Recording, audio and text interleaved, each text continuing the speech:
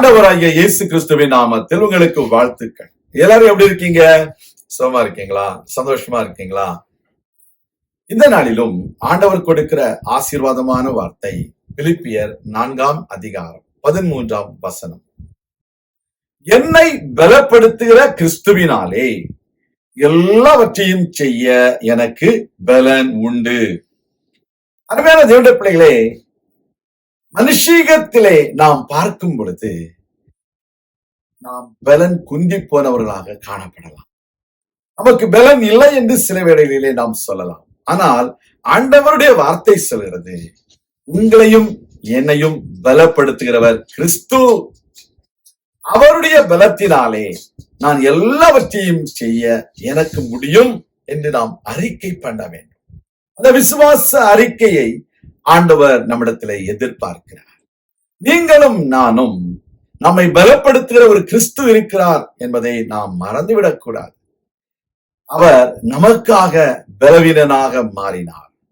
Our Lord Jesus Christ is going to strengthen us with His power, with His strength. We are going to do everything. That is the promise that God gives you. That is the word of hope that God gives you.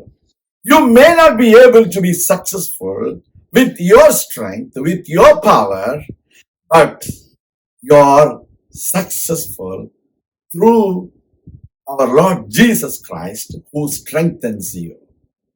He is the one who strengthens us. He made us to be strong men. He made us to be victorious. He made us to be conquerors. So we are conquerors.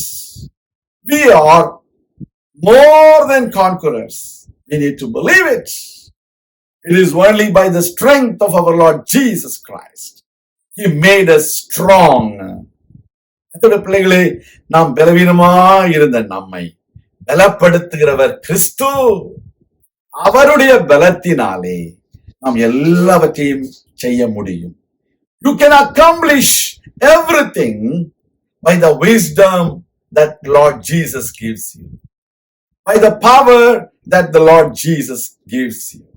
So you can do everything through Christ because He has defeated devil on the cross of Calvary.